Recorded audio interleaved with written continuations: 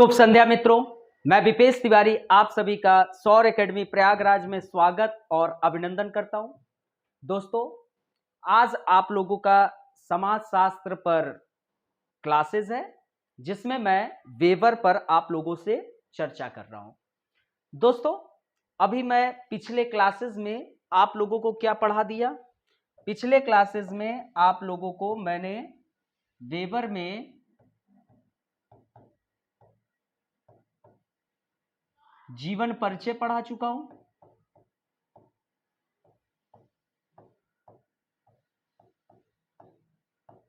दूसरा क्लासेस मैंने समाज शास्त्र की विषय वस्तु वेबर के अनुसार।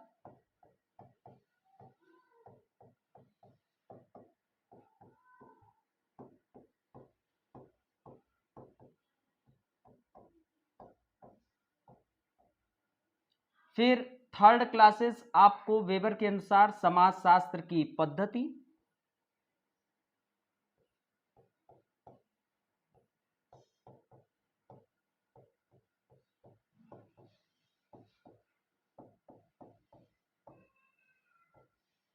राइट।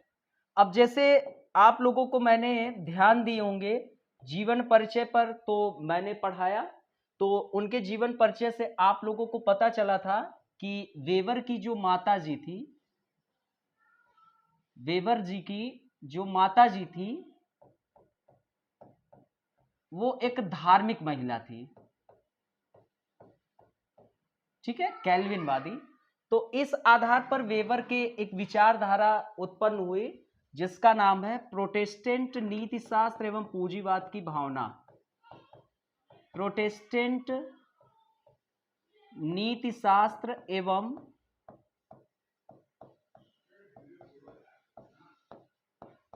पूंजीवाद की भावना। तो एक टॉपिक आप लोगों से इस पर हमारी चर्चा होगी, एक टॉपिक अभी आपका इस पर हमारी चर्चा होगी। आपसे प्रश्न लगातार यूपीएससी आप लोगों से पूछता है। फिर आप लोगों को बताए थे कि वेबर के जो फादर थे, पिता, वो एक अधिकारी थे। तो इस आधार पर वेबर की एक विचारधारा जन्म ली, अधिकारी तंत्र।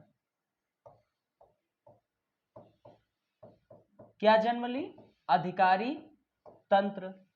तो हम लोग आप लोगों से अधिकारी तंत्र पर भी चर्चा करेंगे। राइट। आज के क्लासेस आप लोगों का यही पर रहेगा, अधिकारी तंत्र। ठीक है, वेबर के अनुसार।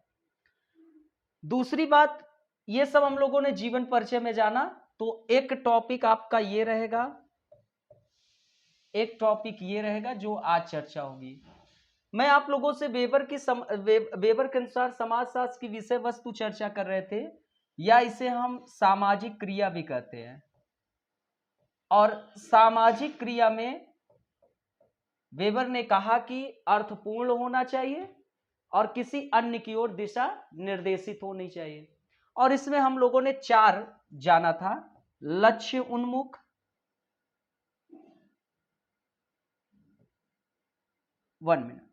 लक्ष्य उन्मुख। तो इसमें हम लोगों ने वेबर के अनुसार समाजशास्त्र की विषय वस्तु में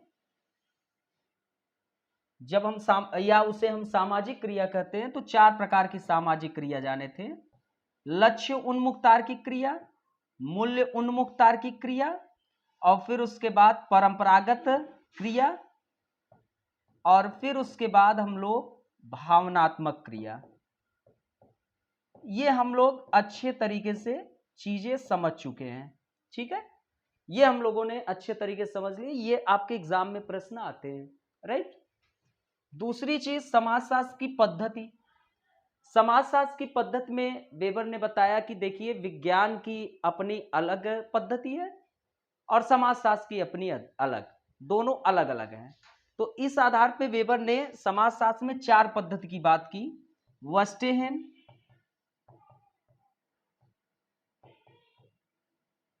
आदर्श प्रारूप संरचना,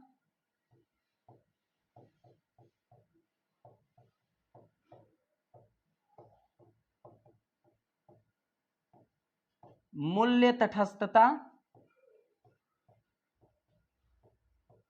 चौथा आप लोग कमेंट करके बताएं कि क्या था, मैं क्या बताया था, ठीक है, ताकि आप लोगों की थोड़ी प्रक्रियाओं से परिचित हुआ जाए कि आखिरकार आप लोग कमेंट बॉक्स में सभी लोग बताना कि चौथी क्या थी समाजशास्त्र की पद्धति वेबर के अनुसार। ठीक है, देखते हैं कि कितने लोग इस क्लासेस को अगर अच्छे से देखे होंगे तो सभी लोग कमेंट करके आप लोग बताएंगे। ठीक है, या कहिए हम बता ही दे, चलिए बता देते। कारण बहुलवाद,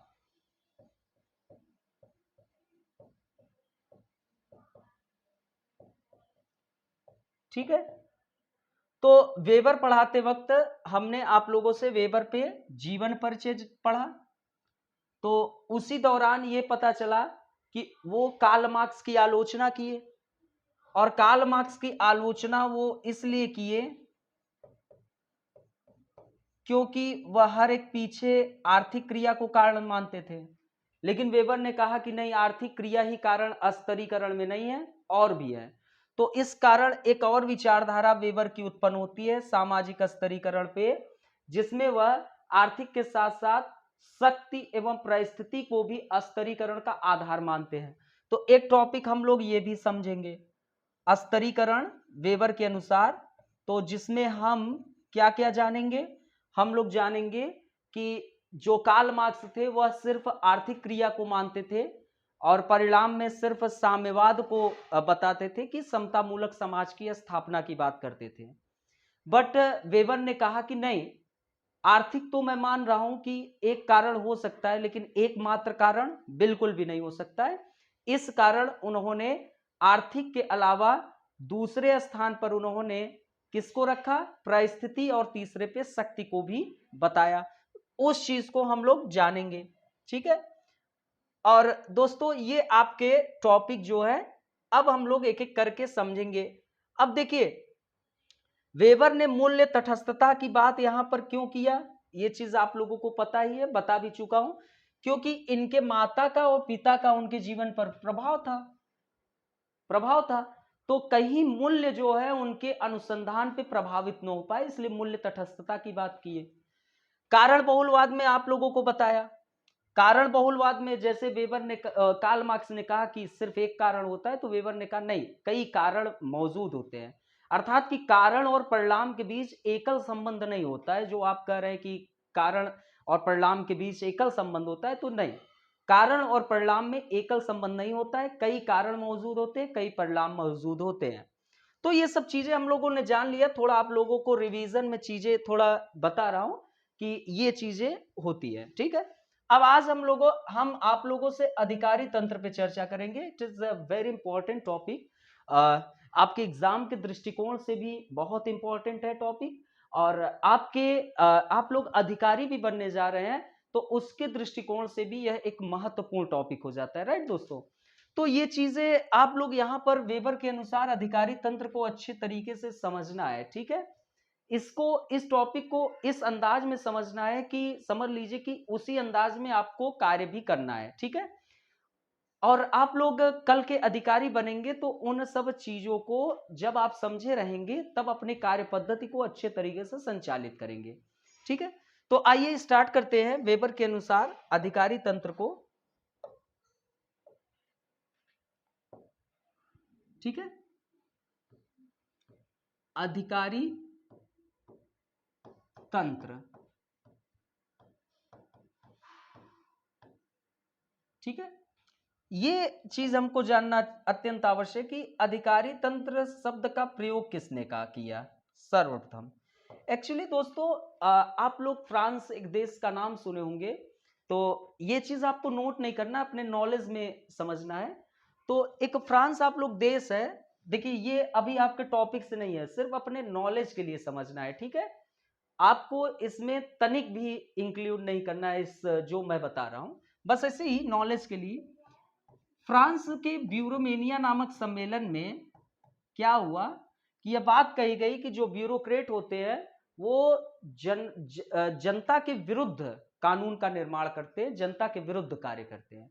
अर्थात कि ये आपका एक टेबल हो गया, ये एक टेबल हो गया, और बीच में बैठे हैं, और ये जो यहाँ पर बैठे हुए लोग हैं वो यहाँ पर ब्यूरोक्रेट हैं, और ये सब यहाँ पे जो आपकी एक जनता है, जो पॉपुलेशन है, उसके विरुद्ध ये लोग कानून का निर्माण करते हैं। तो एक प्रकार से नकारात्मक अवधारणा प्रचलित थी। ये बस आप अपने विवेक के अनुसार समझिए, ठीक है।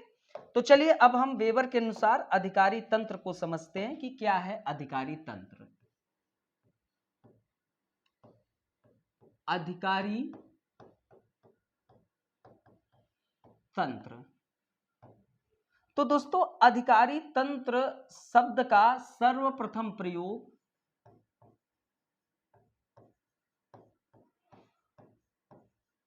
किसने किया था? अगर किसी को पता हो तो बताएं। अधिकारी तंत्र शब्द का सर्वप्रथम प्रयोग आप लोगों को पता होगा, विंसेंट डी गार्ने।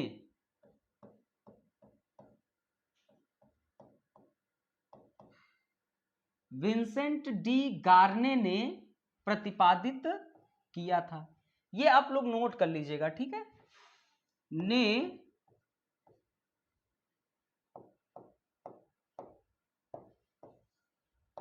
विंसेंट डी गार्ने ने प्रतिपादित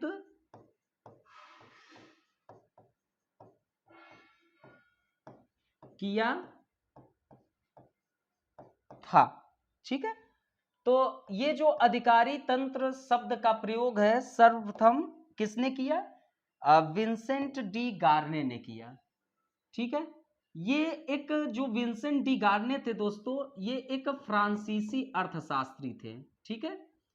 फ्रांसीसी अर्थशास्त्री थे। क्या थे? फ्रांसीसी अर्थशास्त्री, ठीक है। तो ये नोट कर लीजिएगा, जो विंसेंट डी गार्ने थे ये एक फ्रांसीसी अर्थशास्त्री थे और इन्होंने सर्वप्रथम आपके अधिकारी तंत्र शब्द का प्रयोग किया। परंतु वेबर जो थे, परंतु वेबर ने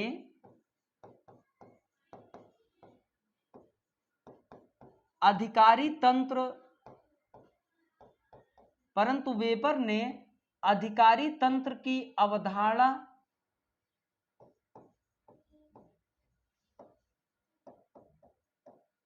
क्या था दोस्तों कि इसके पहले जब वेबर ने अधिकारी तंत्र की अवधारणा नहीं दिए थे, तो उसके पहले जो अधिकारी तंत्र की अवधारणा थी वह व्यवस्थित तरीके से नहीं थी, सिस्टमेटिक रूप में उपस्थित नहीं थी, राइट। लेकिन वेबर साहब ने अधिकारी तंत्र की अवधारणा को सबसे व्यवस्थित रूप से समझाने का प्रयास किया, को सबसे व्यवस्थित तरीके से समझाने का प्रयास किया।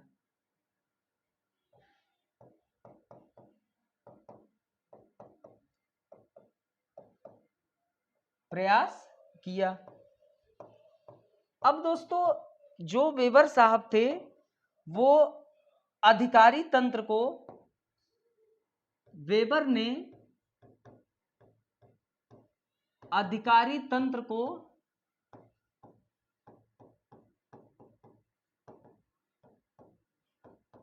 परिभाषित करते हुए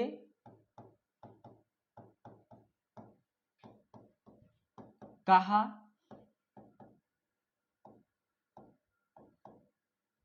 कि यह तार्किक रूप से गठित, देखिए बहुत इंपॉर्टेंट चीज है, जब वो वेबर ने अधिकारी तंत्र को परिभाषित किया और उन्होंने कहा कि यह जो है तार्किक रूप से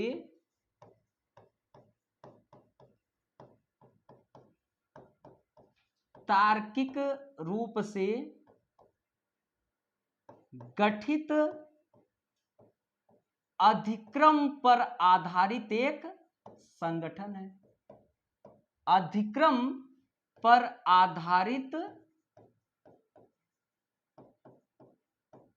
एक क्या है? संगठन है, ठीक है। ये बहुत अच्छी बात उन्होंने कहा वेबर साहब ने, कि उनसे पूछा गया कि ये बताइए अधिकारी तंत्र है क्या, तो वो सोचे कि भाई इसको परिभाषित भी करना चाहिए, क्योंकि अभी तो इसकी अवधारणा व्यवस्थित रूप से उपस्थित नहीं थी और हमें इसको व्यवस्थित रूप से समझाना था, और उन्होंने इस प्रयास में सफल भी हुए। इस आधार पर उन्होंने परिभाषित करते हुए कहा कि यह तार्किक रूप से गठित अधिक्रम पर आधारित एक संगठन है। एग्जाम्पल कैसे समझते हैं आगे। फिर आगे उन्होंने कहा संगठन है जो कि किसी जटिल प्रशासनिक क्रिया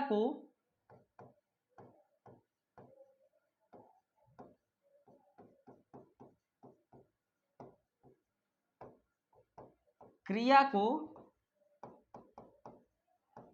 पूरा करने में लगे।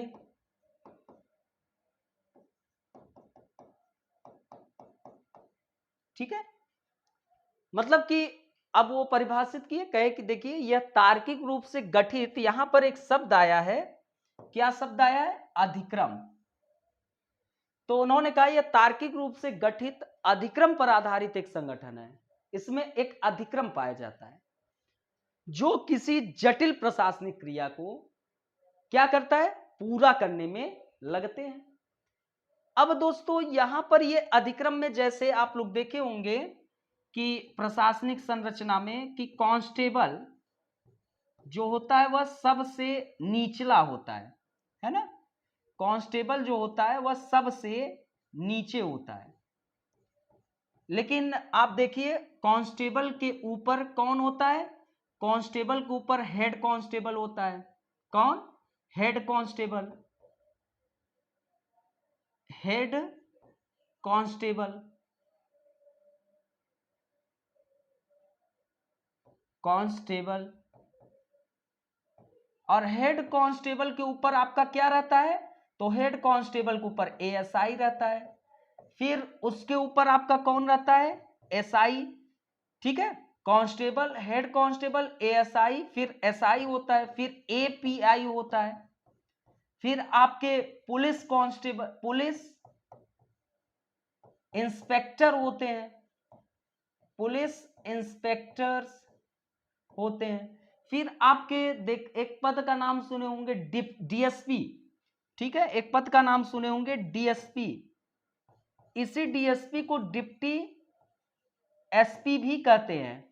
ठीक है, तो ये क्या दिख रहा है, एक अधिक्रम दिख रहा है ना, कि कांस्टेबल सबसे नीचे, फिर उसके ऊपर हेड कांस्टेबल, फिर उसके ऊपर एएसआई, फिर उसके ऊपर एसआई, फिर उसके ऊपर एपीआई, फिर उसके ऊपर पुलिस इंस्पेक्टर, फिर उसके ऊपर डीएसपी या इसको डिप्टी एसपी कहते हैं, फिर उसके ऊपर एडिशनल एसपी, एडिशनल एसपी,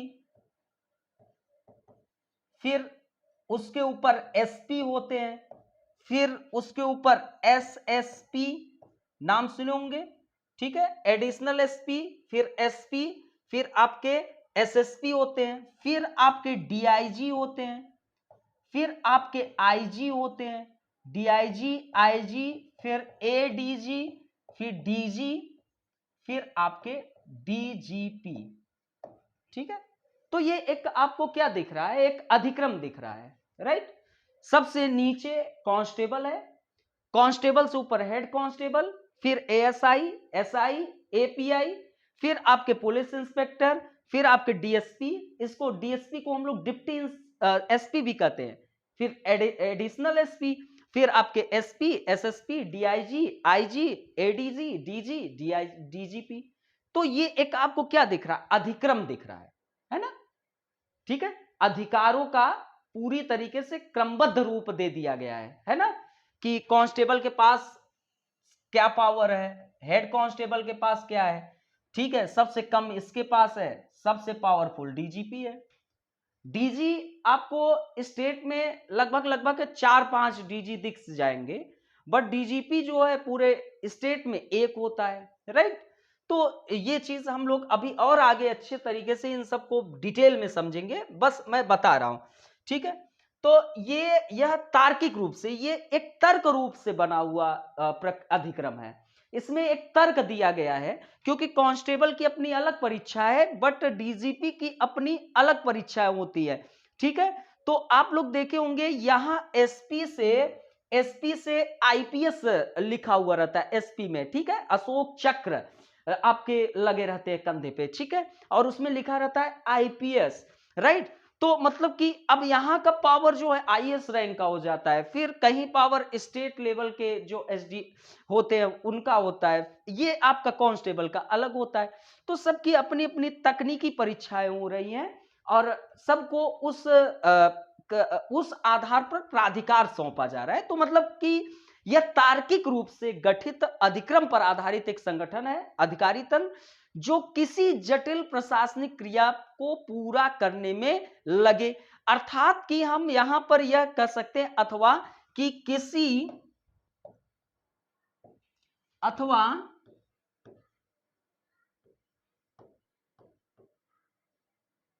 किसी संगठनात्मक लक्ष्य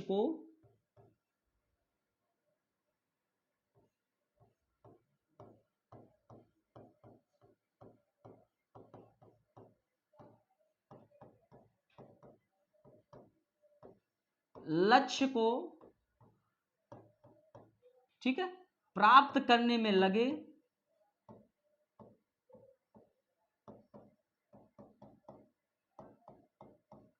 कई सारे लोगों के बीच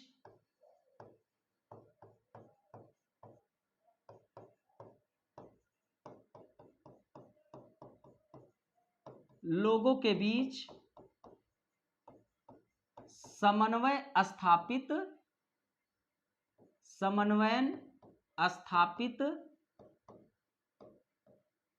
करता है। ठीक है दोस्तों, तो ये हम लोगों ने जाना कि तार्किक रूप से, राइट। तो मतलब कि ये जो अधिकारी तंत्र आपका था, यह कैसा था? यह तार्किक पर आधारित एक संगठन था, और जो जटिल प्रशासनिक क्रिया को पूरा करने में लगता है। तो मतलब कि अथवा हम इसे कह सकते हैं कि ये किसी संगठनात्मक लक्ष्य को प्राप्त करने में लगे कई सारे लोगों के बीच समन्वय स्थापित करता है। कौन? अधिकारी तंत्र, राइट।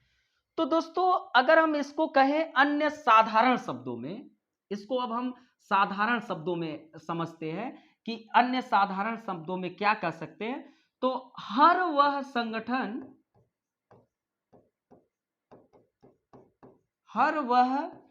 संगठन जिसमें अधिकारियों का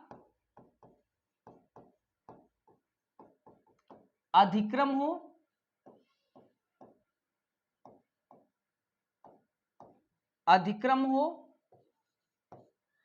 और जिसका स्वरूप कैसा हो? जिसका स्वरूप तार्किक हो, और दोस्तों जो किसी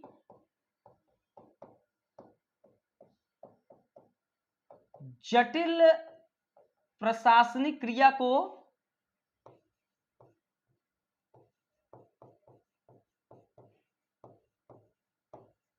को पूरा करने में, जो जटिल प्रशासनिक क्रिया को पूरा करने का क्या कर रहा हो? प्रयास कर रहा हो, अर्थात अथवा, ठीक है, अन्य साधारण शब्दों में हम अधिकारी तंत्र को क्या कह सकते हैं कि हर वह संगठन कोई भी हो जिसमें क्या हो? अधिकारियों का एक अधिक्रम हो, ठीक है, और जिसका स्वरूप कैसा है? तार्किक हो, और जो किसी जटिल प्रशासनिक क्रिया को पूरा करने का क्या कर रहा है? प्रयास कर रहा है, अथवा जो किसी संगठनात्मक लक्ष्य को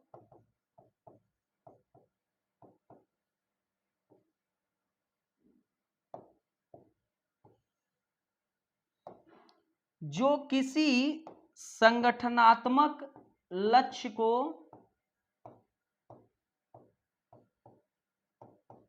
प्राप्त करने का क्या कर रहा हो, प्रयास कर रहा हो,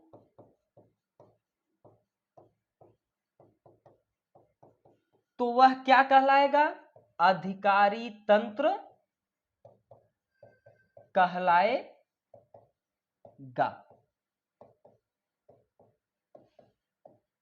ठीक है दोस्तों, तो मतलब कि हम लोगों ने एक चीज जान लिया कि अगर हम साधारण शब्दों में कहें तो हर वह संगठन आपका प्राइवेट भी हो सकता है और आपका गवर्नमेंट भी हो सकता है। ठीक है, प्राइवेट में आप देखिए कोई कंपनी है, उसमें भी अधिकारियों का एक अधिक्रम होता है, निचले स्तर से लेकर चपरासी से प्यून से लेकर आपके सीए तक होते हैं, है ना। तो आपको वहां पर भी दिखाई देता है। तो हर वह संगठन जिसमें अधिकारियों का क्या है, अधिक्रम हो, और जिसका स्वरूप वहां पर भी प्राइवेट में भी देखिए, गवर्नमेंट में भी देखिए, स्वरूप कैसा है, तार्किक है, राइट। अर्थात कि कांस्टेबल से लेकर डीजीपी तक आपको देखने को मिल रहा है, स्वरूप बिल्कुल तर्कपूर्वक है और अधिक्रम पर आधारित है, और सभी लोग एक जटिल प्रशासनिक क्रिया को पूरा करने का प्रयास कर रहे हैं। सभी लोग, एक कांस्टेबल भी कर रहा है और एक डीजीपी भी कर रहा है, तो सभी प्रशासनिक क्रिया को पूरा करने का प्रयास कर रहे हैं। अथवा जो किसी संगठनात्मक लक्ष्य को, संगठन का एक लक्ष्य है सेवा प्रदान करना, प्राधिकार रहित सेवा प्रदान करना, नीतियों का क्रियान्वयन करना, एक लक्ष्य है, और उस लक्ष्य को आप क्या कर रहे हैं, प्राप्त करने का प्रयास कर रहे हैं, तो वो आपका अधिकारी तंत्र कहलाएगा, ऐसा वेबर जी का कहना है। यहां तक किसी को कोई भी प्रॉब्लम बताएं, किसी को। और आप लोग अगर आपकी इच्छा हो तो वीडियो को शेयर कर दीजिएगा, नहीं इच्छा हो तो बिल्कुल भी मत करिएगा, क्लासेस देख लीजिएगा, नहीं भी पढ़ने का मन होगा तो भी कोई दिक्कत नहीं, बट आप लोगों को चीजें बहुत अच्छे तरीके से बता दे रहे हैं। ठीक है, और आपको अगर इच्छा होगी तो लाइक कर दीजिएगा, शेयर कर दीजिएगा, चैनल को सब्सक्राइब कर दीजिएगा, और अधिक से अधिक सब्सक्राइब करने का प्रयास करिएगा। फेसबुक, व्हाट्सएप, ट्विटर, स्टेटस हर जगह आप लगा सकते हैं।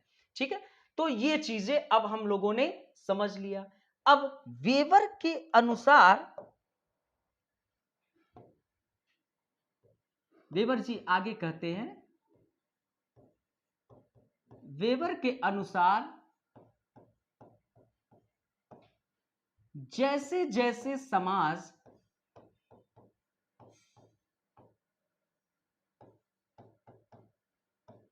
जटिल होता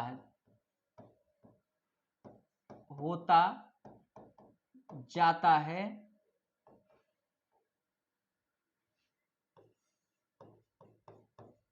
सामाजिक क्रियाएं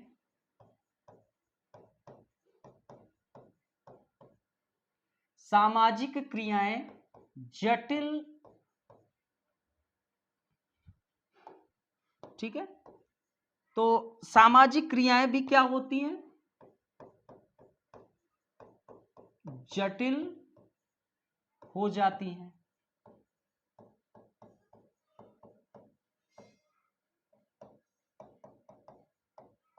अतः अधिकारी तंत्र क्या हो जाते हैं, अनिवार्य हो जाते हैं।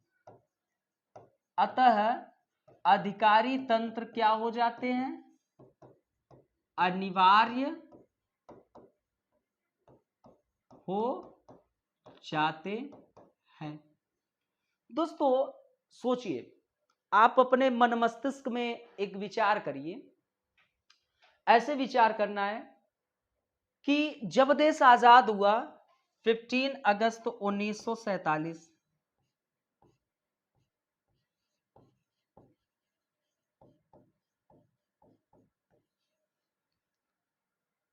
तब हमने मिक्स्ड इकोनॉमी को अपनाया, मिश्रित अर्थव्यवस्था को अपनाया।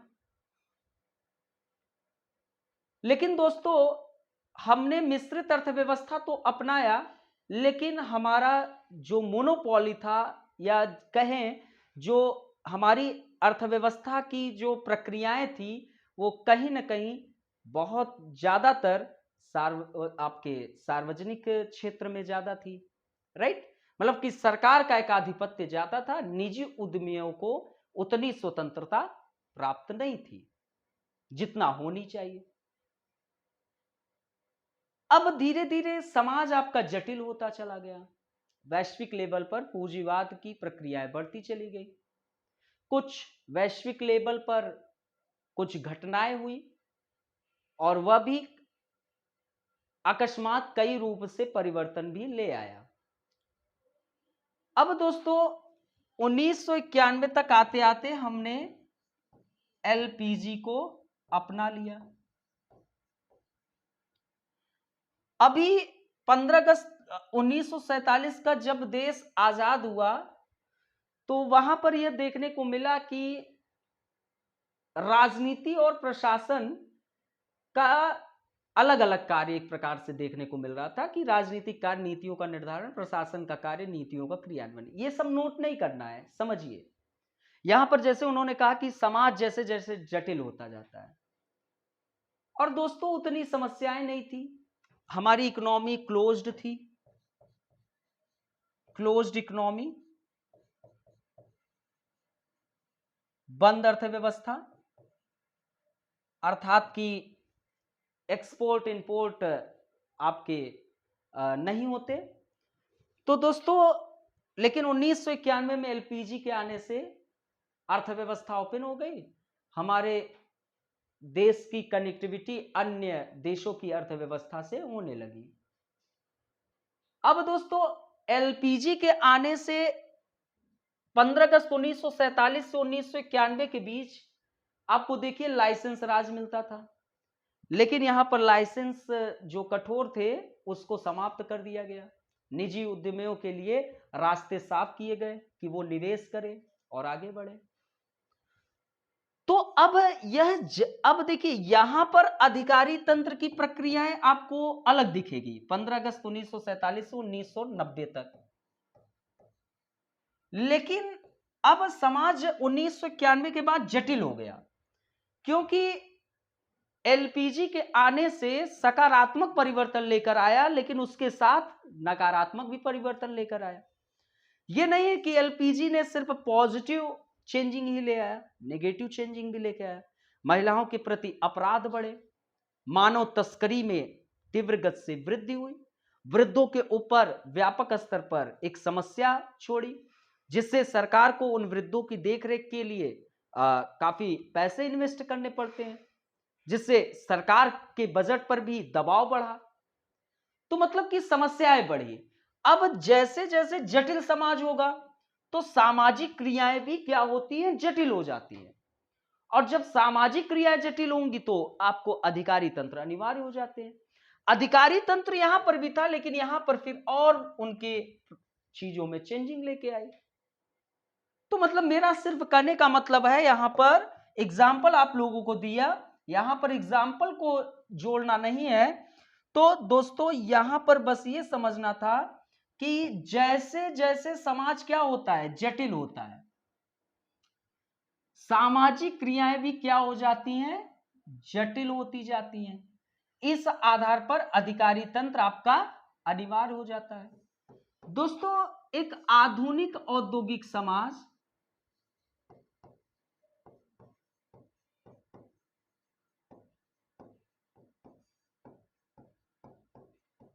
एक आधुनिक औद्योगिक समाज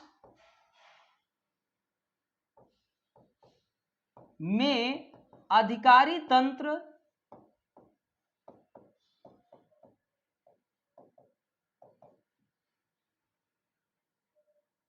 समाज कैसा है, हो रहा है आधुनिक औद्योगिक समाज। अब उसमें अधिकारी तंत्र क्या हो जाता है, इसका एक अभिन्न हिस्सा बन जाता है।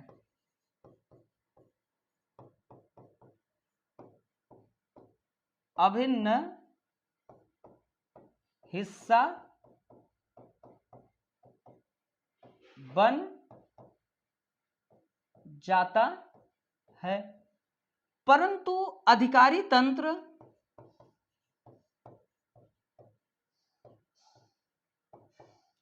जो आपका अधिकारी तंत्र है, परंतु अधिकारी तंत्र एक जटिल वास्तविकता है, एक जटिल वास्तविकता है। इन्हें आसानी से समझा नहीं जा सकता है।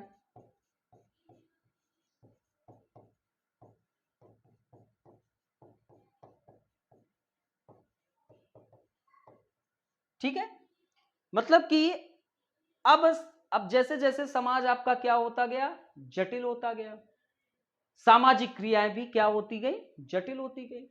जटिल होना लाजमी है, तो अधिकारी तंत्र की आपकी आवश्यकता पड़ेगी। और अधिकारी तंत्र एक लक्ष्य के साथ कार्य करता है, उसका स्वरूप एक तार्किक है।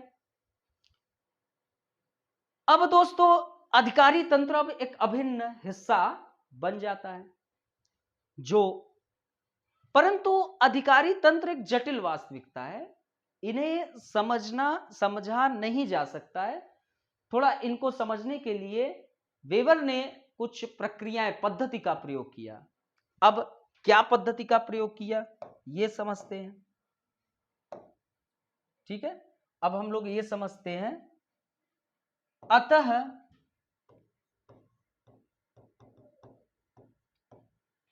अधिकारी तंत्र को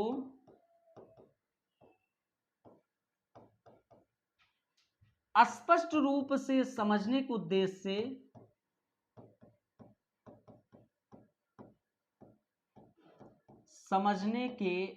उद्देश्य से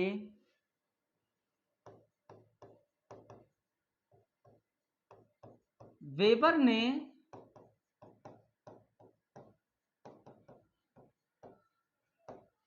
अधिकारी तंत्र की क्या तैयार की है, आदर्श प्रारूप संरचना तैयार की है।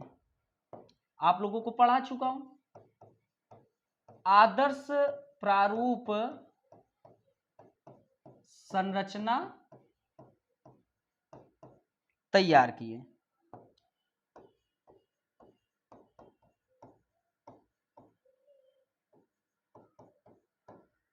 और यह अधिकारी तंत्र का एक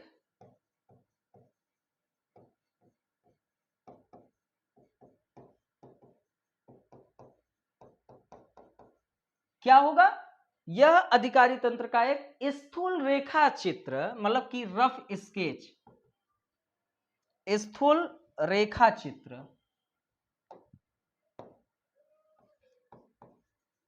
स्थूल रेखा चित्र अर्थात कि रफ स्केच। ठीक है, आप लोग बनाते होंगे रफ स्केच, ताकि हम क्या काम कर सके, चीजों को आसानी से समझ सके। हर एक व्यक्ति अपना रफ स्केच बनाता ही है ना, ताकि हम चीजों को क्या कर सके, आसानी से समझ सके। तो इसीलिए अधिकारी तंत्र को स्पष्ट रूप से वो समझाना चाहते थे वेबर साहब, क्योंकि बहुत एक अधिकारी तंत्र जटिल वास्तविकता है, उसको आसानी से हम नहीं समझ सकते हैं, राइट। तो उस उद्देश्य से वेबर ने अधिकारी तंत्र की क्या काम किए, एक आदर्श प्रारूप संरचना उन्होंने तैयार किया। ये आदर्श प्रारूप संरचना एक पद्धति है, ठीक है, समाजशास्त्र में प्रयोग होता है, वेबर ने प्रयोग किया, जिसमें उन्होंने क्या काम किया हमने ये पढ़ा चुका हूं, जिसमें उन्होंने अधिकारी तंत्र का एक स्थूल रेखा चित्र, मतलब कि ये जो अधिकारी तंत्र है यह अधिकारी तंत्र का एक स्थूल रेखा चित्र है, जिसमें वेबर ने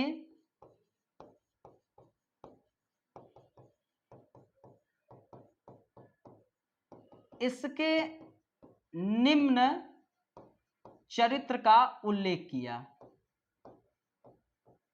चरित्र का उल्लेख किया। ठीक है, अब दोस्तों हम इन सभी चरित्रों को एक एक करके अच्छे तरीके से समझते हैं, राइट।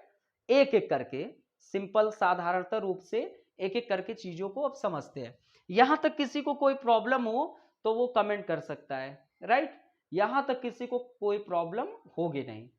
तो ये हम लोग वेबर के अधिकारी तंत्र को जान रहे हैं, और अभी तक हम लोगों ने अच्छे तरीके से वेबर के अधिकारी तंत्र की परिभाषा को समझा, और इन्होंने अधिकारी तंत्र को अच्छे से समझाने के लिए एक आदर्श प्रारूप संरचना भी तैयार की है। और उन्होंने बोला कि अधिकारी तंत्र का एक स्थूल रेखा चित्र, रफ स्केच है, जिसमें उन्होंने वेबर ने इसके अधिकारी तंत्र के कुछ चरित्र का उल्लेख किया। तो उन चरित्रों को जानने से आपको और चीजें अच्छे से स्पष्ट हो जाएंगी, ठीक है। तो अब हम लोग चरित्रों को जानते हैं। तो दोस्तों अधिकारी तंत्र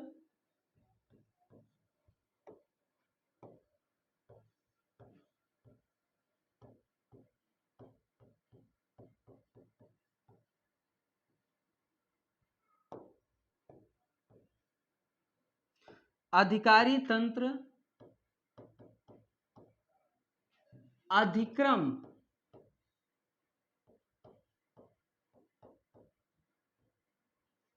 अधिकारी तंत्र किस पर?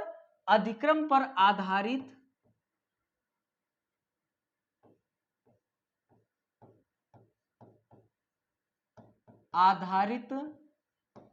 एक संगठन है, ठीक है। इसमें अधिकारियों का क्या होता है? इसमें अधिकारियों का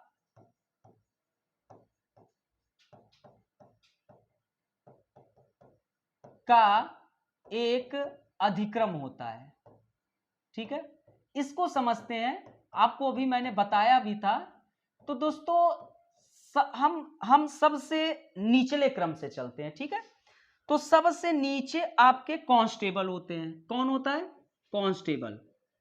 सबसे नीचे कांस्टेबल।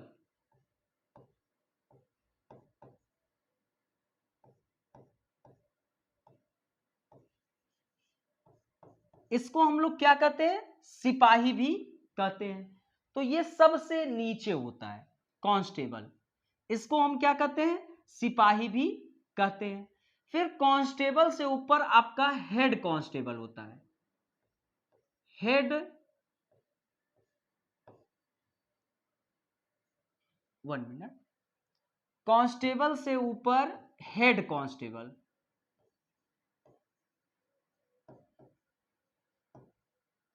इसको दोस्तों हम लोग क्या कहते हैं? हवलदार। आप नाम सुने होंगे। कांस्टेबल को सिपाही कहते हैं जो सबसे नीचे, हेड कांस्टेबल जिसको हवलदार कहते हैं ये दूसरे नंबर पर।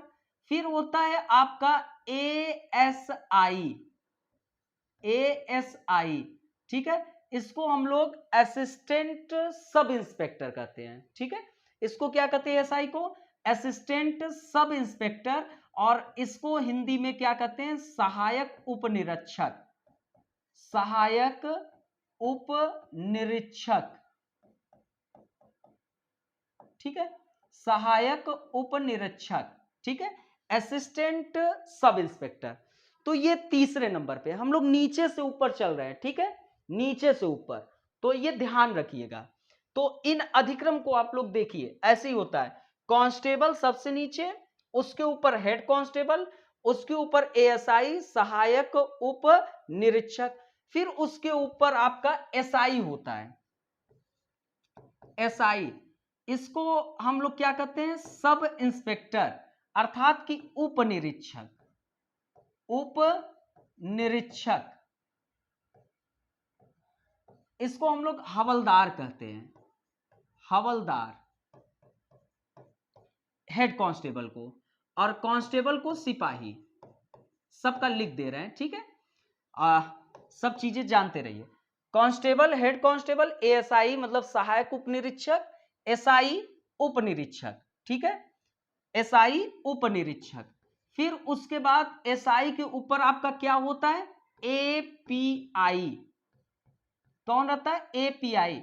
इसको कहते हैं सहायक पुलिस निरीक्षक, सहायक पुलिस निरीक्षक, ठीक है, क्या कहते हैं, सहायक पुलिस निरीक्षक, एपीआई। और फिर दोस्तों आपके एपीआई के ऊपर पुलिस इंस्पेक्टर होते हैं, पुलिस इंस्पेक्टर, पुलिस इंस्पेक्टर, इसको हम लोग क्या कहते हैं, पुलिस निरीक्षक। पुलिस इंस्पेक्टर को क्या कहते हैं, पुलिस निरीक्षक, क्या कहते हैं, पुलिस निरीक्षक।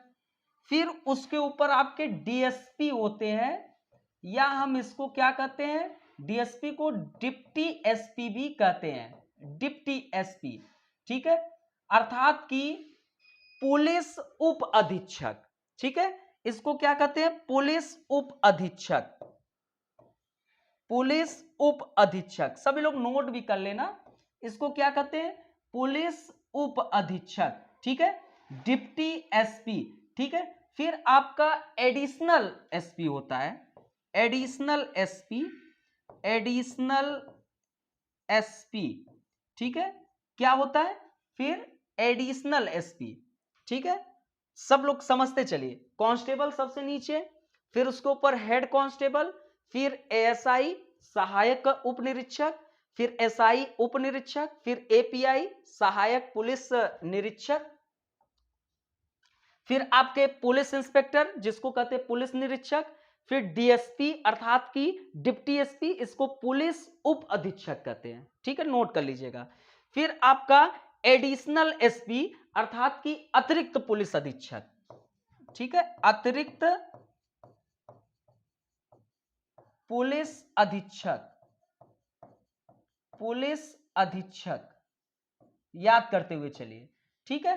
फिर आपका उसके ऊपर अगर देखा जाए तो आपका एसपी आता है, ठीक है, एसपी अर्थात की पुलिस अधीक्षक, पुलिस अधीक्षक, ठीक है, कौन आता है, पुलिस अधीक्षक, ठीक है।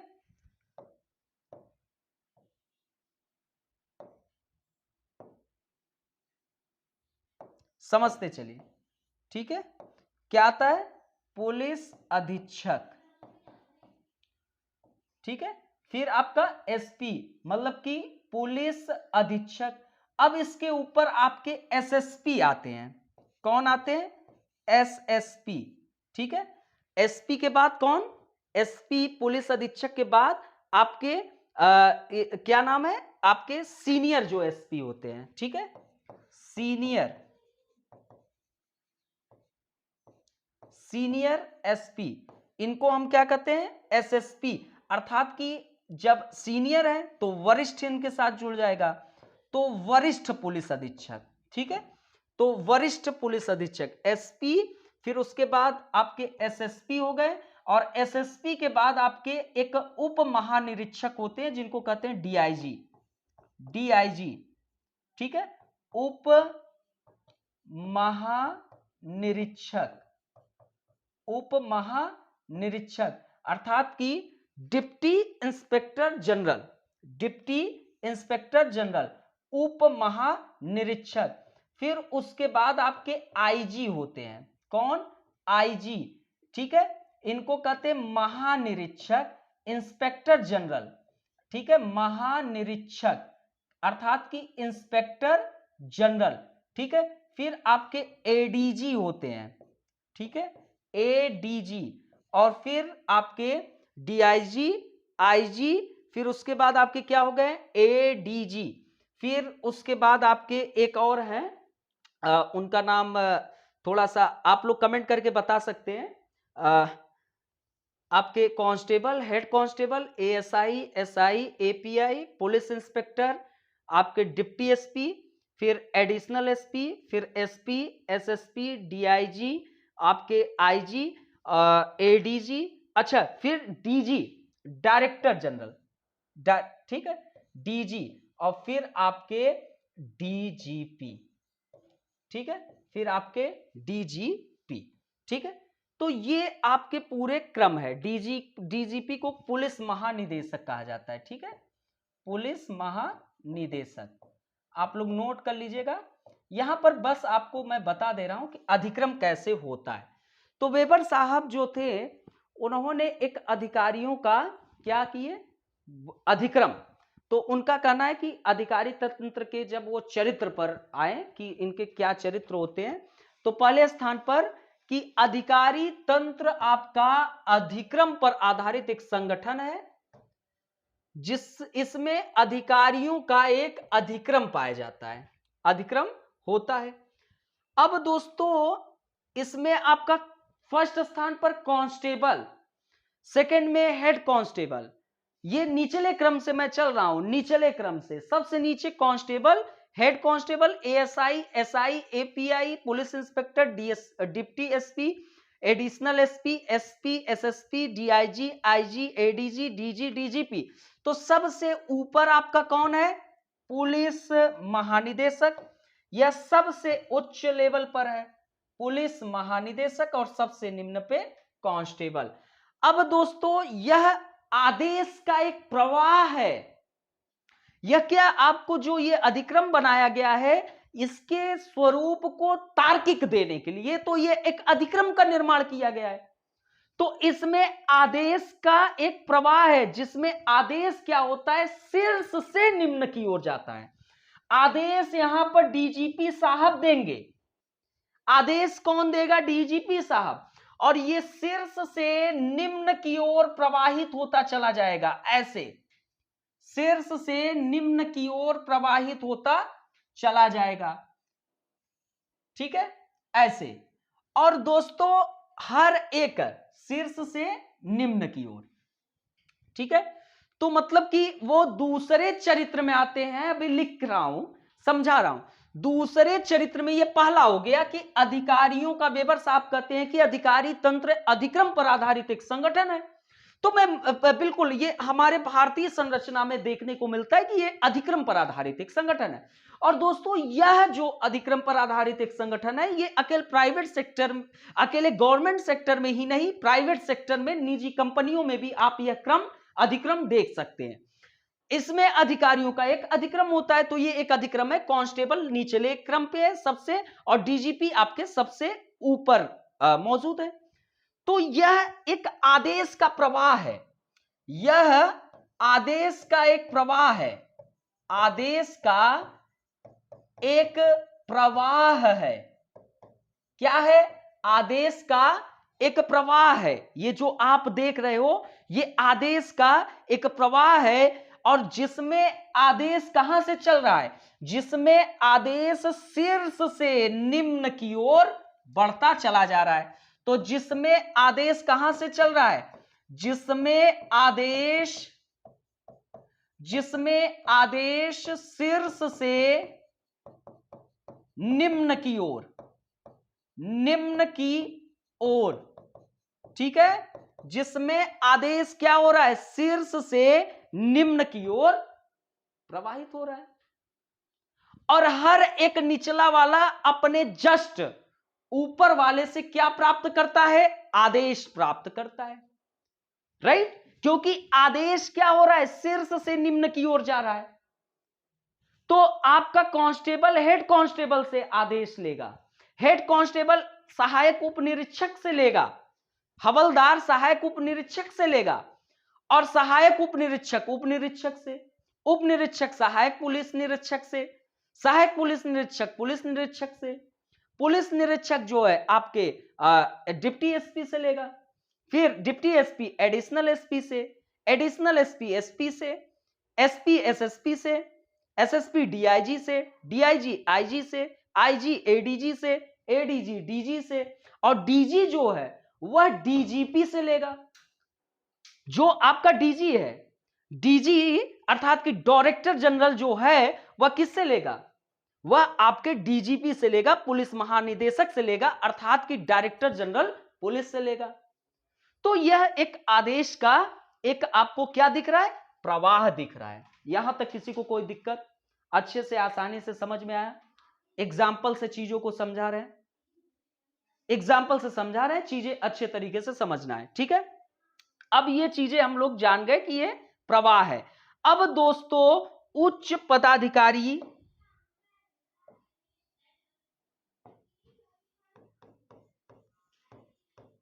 उच्च पदाधिकारी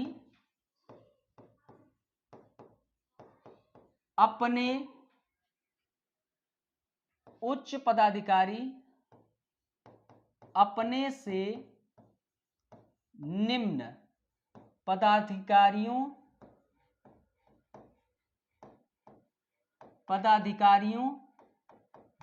के क्रियाओं को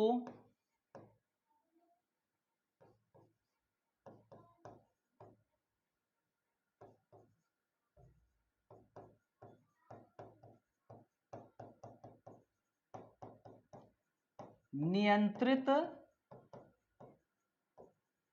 करते हैं। देखिए, उच्च पदाधिकारी अपने से निम्न पदाधिकारी की क्रियाओं को क्या करते हैं? कंट्रोल करते हैं। क्या क्या स्वरूप दिख रहा है, बिल्कुल तार्किक स्वरूप दिख रहा है आपको, बिल्कुल तर्कपूर्वक, राइट। मतलब कि उच्च पदाधिकारी का कार्य है कि अपने से निम्न पदाधिकारी के क्रियाओं को क्या करो? कंट्रोल करो। अब हवलदार सबसे निम्न में सिर्फ आपका कांस्टेबल है, उसके ऊपर आपका कौन है? हवलदार है। अब हवलदार जो है वह किसको नियंत्रित करेगा? किसके क्रियाओं को नियंत्रित करेगा? पुलिस के क्रियाओं को नियंत्रित करेगा कि कहीं वह दुर्व्यवहार न करे, क्योंकि आपको एक संगठनात्मक लक्ष्य के लिए भेजा गया है।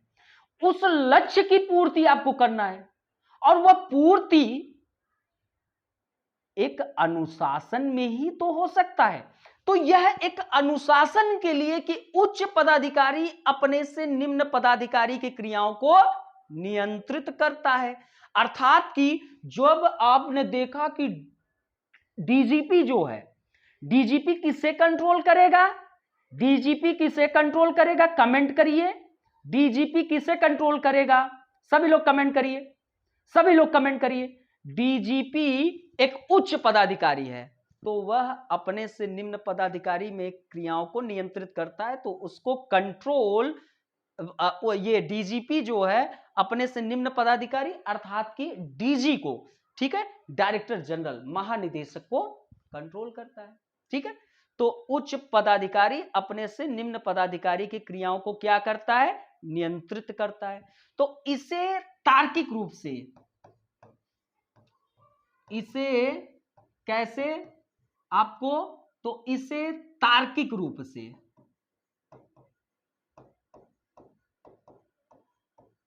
तैयार किया जाता है।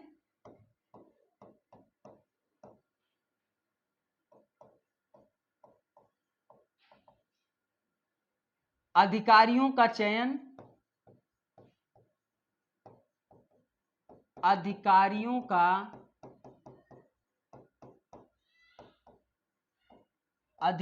का चयन अथवा नियुक्ति,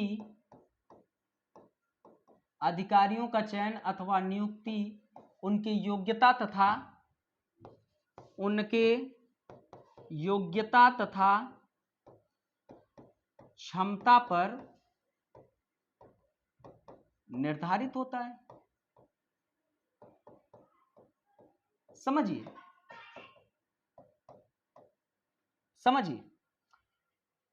अब इसे तार्किक रूप से तैयार किया जाता है, अर्थात कि यहां पर आपको तार्किक नियम देखने को मिलेंगे अधिकारी तंत्र में। और दोस्तों, अधिकारियों का जो चयन है अथवा आप देखते हैं कि नियुक्ति, उसमें योग्यता तथा क्षमता बहुत इंपॉर्टेंट है। अब कांस्टेबल का आप देखिए और डीजीपी का देखिए, आपके आईपीएस रैंक के अधिकारी की जो एक परीक्षा होगी, तकनीकी परीक्षा, वह एक लंबी प्रक्रिया होगी। दोस्तों, प्राधिकार ऐसे ही नहीं सौंपा जाता है। आपके अंदर अगर योग्यता या क्षमता, गुणवत्ता अगर कम है और आपको प्राधिकार ज्यादा दे दिया जाए, तो आप क्या बन जाएंगे? आतताई बन जाएंगे, निरंकुश बन जाएंगे। लेकिन जब आपके अंदर ज्ञान होगा और उसके अनुसार आपको प्राधिकार मिलेगा, तो आप उसका उपयोग करेंगे, दुरुपयोग नहीं करेंगे। तो ये वेबर साहब ने जो एक स्थूल रेखा चित्र तैयार किया और उसके तहत वो एक उसके चारित्रिक विशेषताओं का एक प्रारूप लिखा, तो उसमें कहा कि अधिकारियों का जो चयन अथवा नियुक्ति है उनके योग्यता तथा क्षमता पर निर्धारित होता है। तो दोस्तों ये देखा कि जो आपका अधिकारियों का चयन हो रहा है, अब आप ही सोचो आप किस एग्जाम की तैयारी कर रहे हो, आईएएस एग्जाम की तैयारी कर रहे हो। अब दोस्तों इसके लिए आप क्या क्या कर रहे हो, ऑप्शनल भी तैयार कर रहे हो, जीएस भी पढ़ रहे हो, मैथ भी पढ़ रहे हो, रीजनिंग भी पढ़ रहे हो, एकदम तार्किक रूप से सोचते हो, केस स्टडी भी कर रहे हो, इथिक्स भी पढ़ रहे हो, समस्या का समाधान भी कर रहे हो। तो इसके लिए आपकी अब आपने क्या काम किया, आपकी वो क्षमता आई, आप उस क्षमता के आधार पर अगर आप एग्जाम निकाल लिए तो आपको वो पद और प्रतिष्ठा मिलेगा, वो आपको प्राधिकार मिलेगा। लेकिन अगर आपने नहीं निकाला, मान लीजिए कि आप कांस्टेबल निकाले तो कांस्टेबल के अनुसार आपको मिलेगा, रैंक मिलेगा। तो ये चीज, तो अधिकारियों का चयन अथवा नियुक्ति उनकी योग्यता तथा क्षमता पर आधारित होता है या निर्धारित होता है। ठीक है, आधारित होता है या निर्धारित होता है। अब यह नियम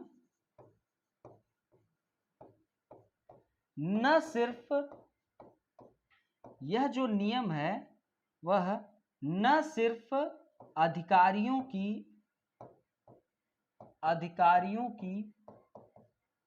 जिम्मेदारी को स्पष्ट करते हैं,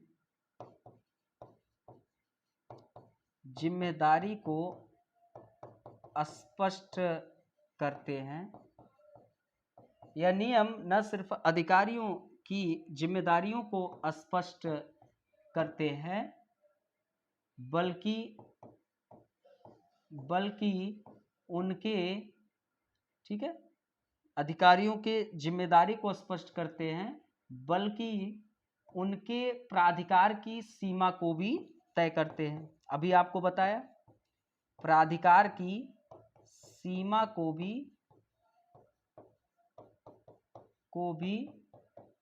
तय करते हैं। ठीक है, तो यह आपके प्राधिकार की सीमा को भी तय करते हैं। समझ, अभी आपको बताया। तो ये जो नियम आप लोग देख रहे हैं उसी से निकल के आ रहा है यह नियम। अब नियुक्ति और योग्यता उनके क्षमता पर आधारित है, तो अब उनके क्षमता के आधार पर क्या होगा, प्राधिकार तय किया जाएगा। डीजीपी का जो प्राधिकार है वो उच्च लेवल पे होगा, कांस्टेबल का निम्न लेवल पर होगा। तो अब डीजीपी कांस्टेबल एक स्टेट में कितने हैं, कचनी कितने संख्या में है, डीजीपी पूरे स्टेट में कितना है, एक है, डीजी कितना है, 5-6 है। तो मतलब कि यह नियम न सिर्फ अधिकारियों की जिम्मेदारी को स्पष्ट करते हैं कि आपकी रिस्पॉन्सिबिलिटी क्या है, इसीलिए इस जिम्मेदारी को तय किया गया कि देखिए आदेश का एक प्रवाह होगा जिसमें शीर्ष से निम्न की ओर प्रवाहित होगा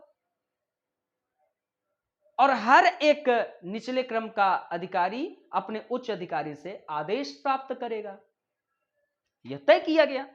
तो यह नियम न सिर्फ अधिकारियों की जिम्मेदारी को स्पष्ट करते बल्कि उनके प्राधिकार की सीमा को भी क्या करता है, तय करता है। अब अधिकारी अपने कार्यालय पर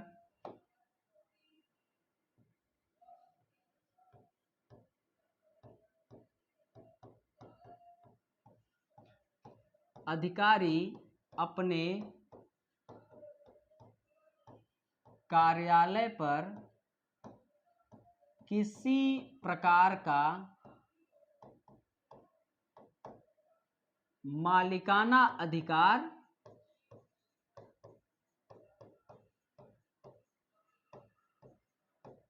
नहीं रखते हैं।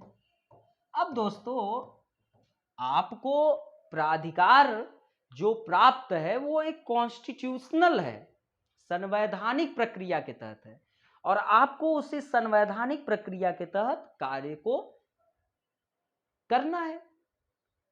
अब ये नहीं है कि आपको वो मिल गया है तो वो आपकी प्रॉपर्टी हो गई है, वो आपकी प्रॉपर्टी नहीं हो गई है। आप गलत कृत्य करेंगे तो उसकी आपको सजा भी मिलेगी। तो आपका कोई मालिकाना हक नहीं है। आप अपना एक घर बनाए हैं निजी, तो उस पर आपका मालिकाना हक है, ठीक है। लेकिन आपको आपके पद पे रहते हुए यदि आपको घर मिला है तो आप ये ना समझिए कि उस पर आपकी मालिकाना हक है। जैसे ही आपका कार्य खत्म होगा उस पर कोई दूसरा अधिकारी फिर आएगा, ट्रांसफर होगा तो फिर उस घर में दूसरा कोई होगा। तो दोस्तों, अधिकारी अपने कार्यालय पर किसी प्रकार का मालिकाना अधिकार बिल्कुल भी नहीं रखता है। उन्हें उनकी सेवाएं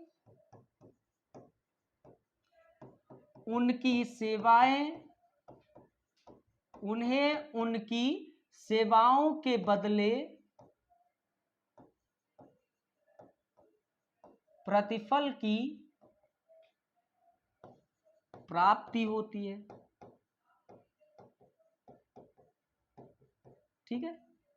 तो आप जिस ऑफिस में कार्य कर रहे हैं उस पर आपका मालिकाना हक नहीं है कि आपका कोई उस पर मालिकाना हक है कि आप उसके ओनर हो गए हैं, तो ये भूल जाइए, वरना आपको 2 मिनट नहीं लगेगा सस्पेंड होने में। अब आप जो सेवा दे रहे हैं आप फ्री में नहीं दे रहे हैं, उसका आपको गवर्नमेंट जो है तनख्वाह दे रहा है, पैसा दे रहा है, पेमेंट कर रहा है। तो उन्हें उनकी सेवाओं के बदले क्या मिलता है? प्रतिफल की प्राप्ति होती है। अधिकारियों के पास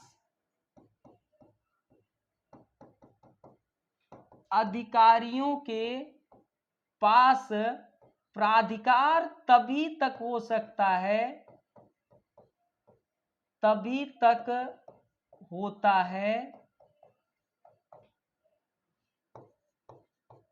जब तक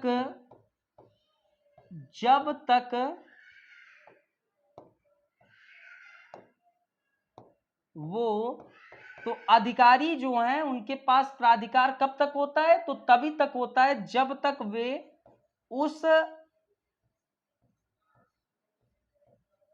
वे उस प्राधिकार के पद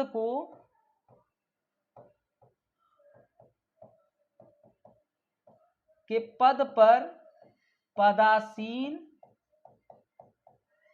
होते हैं, ठीक है। तो अधिकारियों के पास जो प्राधिकार है, आपका वह प्राधिकार कब तक रहेगा?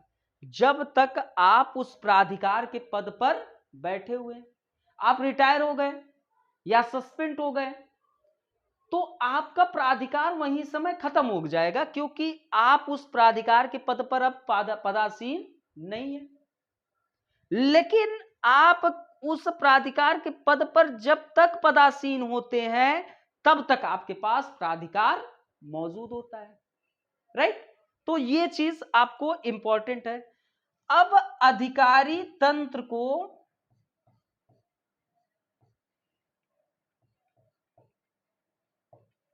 ठीक है, तो ये चीजें आप लोग समझ गए। तो ये प्रक्रिया है कि अधिकारियों के पास प्राधिकार तभी तक होता है जब तक वे उस प्राधिकार के पद पर क्या होते हैं? पदासीन होते हैं। अब अधिकारी तंत्र श्रम विभाजन एवं कार्य के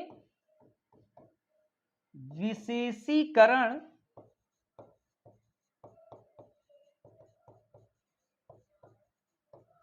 पर आधारित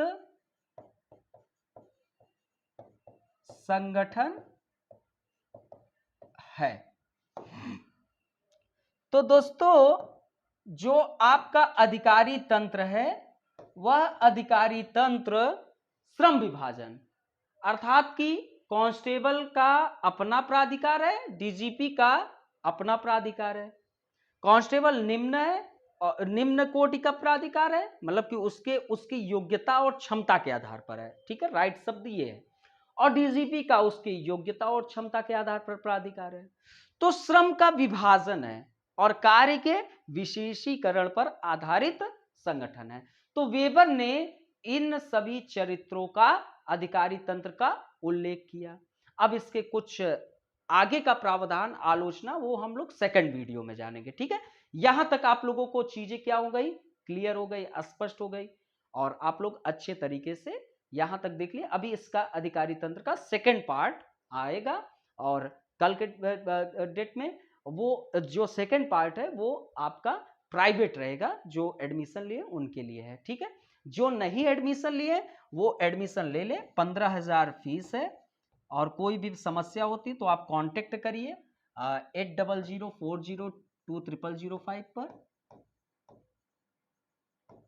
ठीक है, या 9198120630 पर आप व्हाट्सएप कर दीजिए, ठीक है। बाकी आप लोगों से मिलते हैं नेक्स्ट वीडियोज में। आप प्लीज वीडियो को लाइक शेयर एंड सब्सक्राइब कर दीजिएगा। Okay, bye bye.